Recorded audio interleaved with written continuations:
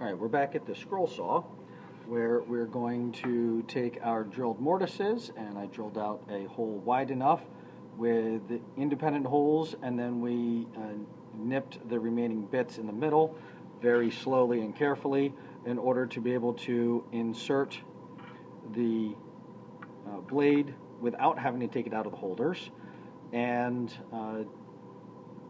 we're going to make sure that as we insert it, the teeth are angled. Let's see if I can hold this so you can see it here.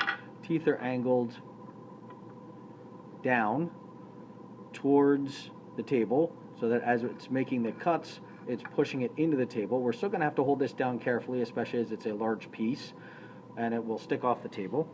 So insert this. Lower holder first.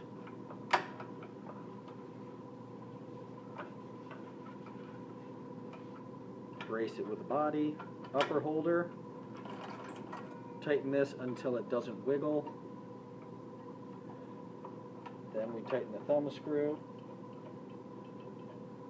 Alright, everything's secure.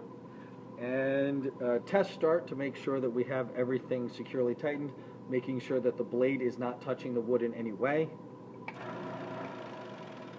Alright, you can hear that there's no clacketing, so we can start to make our cut.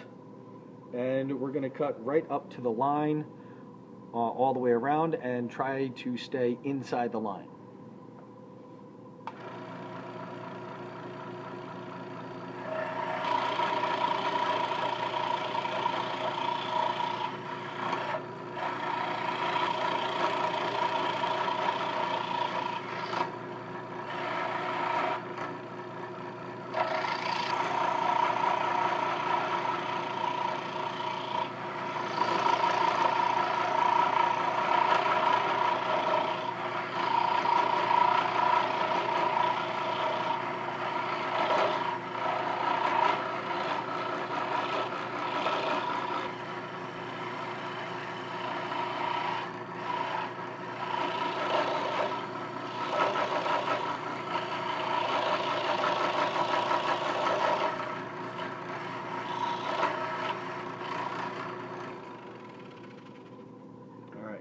Cut all the way around to get that first bit out, turn off, lift up, place the waste.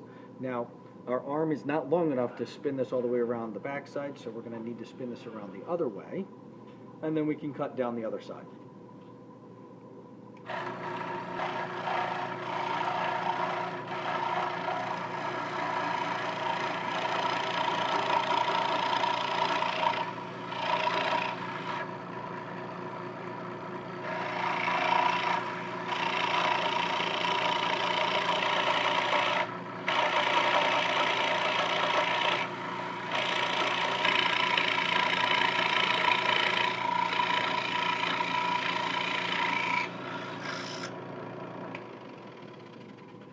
Now, in order to make a relief cut for this wide blade, we're going to have to make a bunch of very slow ratcheting motions, sort of like a 3-point turn for a car, except that this is going to be more like an 87-point turn.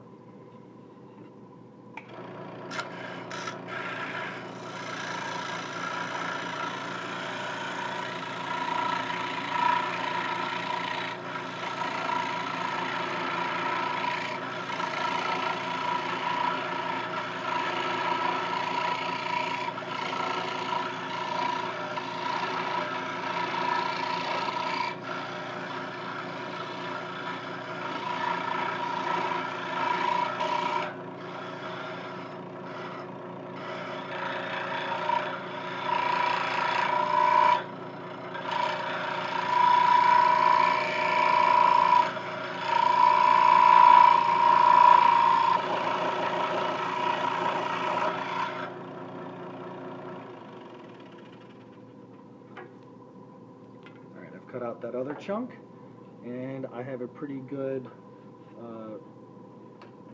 mortise gotten along here. So we'll take this guy out and remove this.